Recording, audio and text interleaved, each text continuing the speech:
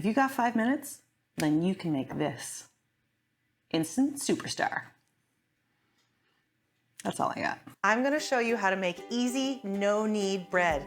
It takes just 5 minutes, and it is hands down the most delicious bread I've ever had. Now, it does still have one little annoying step. I have tried to skip it, you just can't. So make sure you stay tuned for that. I'm Tansey. I'm the author of the cookbook Uncomplicated, taking the stress out of home cooking. I share new, easy, fun, delicious recipe videos every Wednesday, so be sure to subscribe and hit the bell so you don't miss one. I used to make bread in the usual way, you know, a lot of kneading. I actually developed carpal tunnel syndrome in one arm. Then I discovered this method, the Lahey no-knead method, and it completely changed everything. It is so easy. I almost hesitate to even call it a recipe. You almost can't even believe you're gonna make bread. That's how easy it is. It's just 5 minutes of prep, let it sit on the counter either overnight, almost 36 hours, whack it in a hot oven, and you have amazing bread. It starts with flour, as most breads do. And I like to do half and half whole wheat and white. I just am always trying to get whole wheat flour into my diet.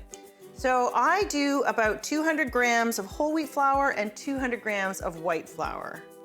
Doing this with the digital scale is just so easy. You don't have to get the measuring cups out. You really don't even have to think about it. You just have to remember you want 400 grams of flour. Okay, next is the salt. Bread really takes a lot of salt, so I like to use a full teaspoon of table salt. And then you need yeast. So yeast is what often scares people about bread. They think, oh, it's alive, I'm gonna kill it. You cannot mess this recipe up. I have made this recipe like on my way to bed, in the middle of the night, when my kid was up after a tantrum. It is that foolproof. And it really only takes a little tiny bit of active yeast. I like to do about a heaping, quarter teaspoon. Sprinkle that in. Told you it was easy. Gonna stir that all around.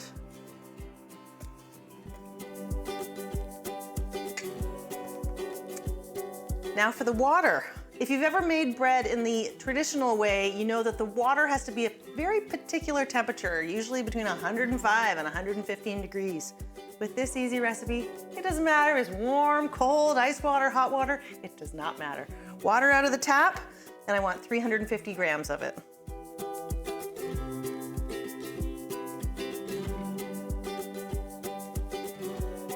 Now I'm just going to stir. It's going to be really wet and pasty.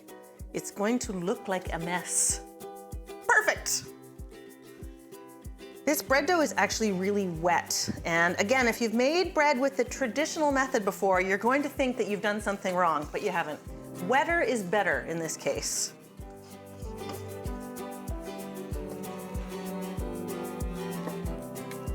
Okay, just make sure you get all that good bread batter off of there. People, that's it, we're done. So I'm just gonna leave this on the counter for at least 12 hours, up to 48 hours. And I just like to cover it with something like a plate. So this batter has been sitting for about 36 hours, and look at what happened. It rose, it kind of mushed together, there's a lot of air bubbles in there, and it smells almost a little bit sour, which is perfect. It's really starting to become bread. So the next step is it needs another little rest. Don't worry, not another 36 hours, just about an hour or so. And I'm going to transfer it into a tea towel. Remember that annoying step I mentioned? This is it. So I used to just ruin tea towels by putting wet batter right onto them. The key to make it as painless as possible is to put a ton of flour down before putting the bread batter on top. Like, I mean a ton. So don't worry that you're adding too much flour here. It's just going to save you some heartache in about an hour. So the tea towel is floured. Now I'm going to actually flour the dough as well. I like to use this little plastic scraper to start pulling the bread in towards itself. You can see how stretchy this dough is. It looks almost more like pancake batter than bread dough.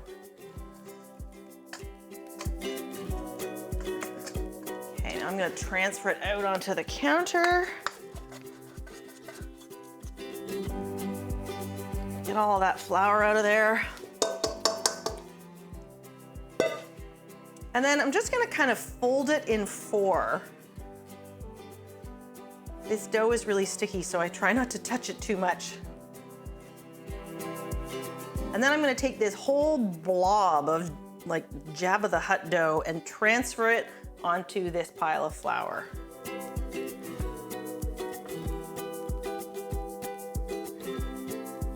Okay, that's it. I'm gonna flour it again and then just loosely cover it for about an hour.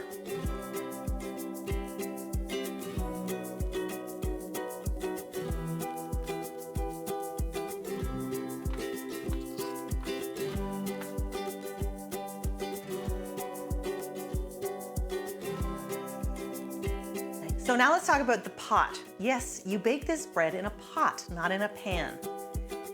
You want something that's really heavy and that has a lid. So this is an enameled cast iron pan. It's not humongous. It's round, although if it was oval shaped, that would also be fine. And it has a lid. And the key here is that this whole thing can go into the oven at 450 degrees and the top won't melt and it won't warp. So that's why enameled cast iron is really the best for baking this bread. I also want to get the pan hot before I put the bread batter in it. So I'm actually going to put this whole contraption, the lid, the base, the whole thing, into the oven and then set it to 450 degrees to preheat it. For the full recipe, click on the link in the description below. And hey, now that you've mastered bread, why don't you try pie pastry? Check out my video for the flakiest, most delicious, easy pie pastry you've ever had. Now for the moment of truth. That pot is 450 degrees and I've got to get the bread dough into the pot without burning myself. Here we go.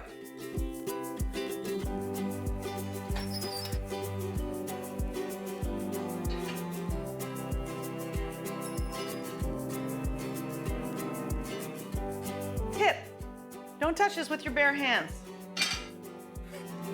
So you pick up the entire tea towel and I'm just going to almost let it fall into the pot.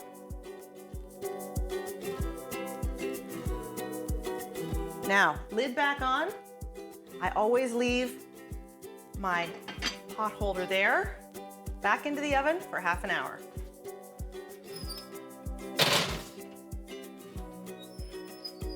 Now, after about 30 minutes, I'm going to take the lid off and let it cook for another 15 minutes so it gets beautifully golden brown. The hardest part about making this gorgeous loaf is actually waiting for it to cool before I can slice into it. But it's so important. Otherwise the bread will rip and tear. That's not good. Let it cool for about an hour and then get your butter ready because it's gonna be great.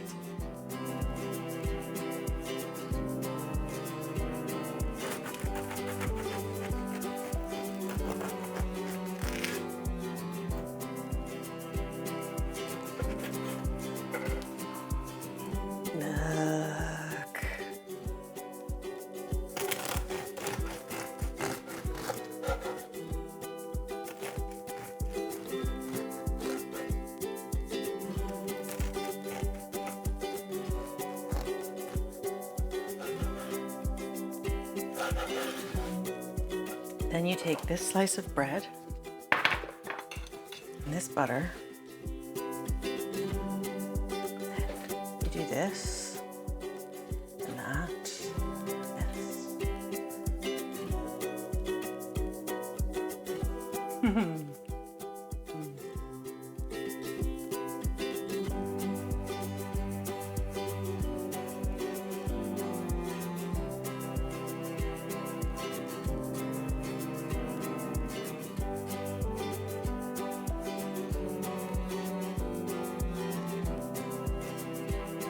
If you like this video, please like it and leave me a comment below. Let me know what recipes you find too complicated. I'll see what I can do about uncomplicating them for you. Remember, life is complicated, but food shouldn't be. Happy cooking.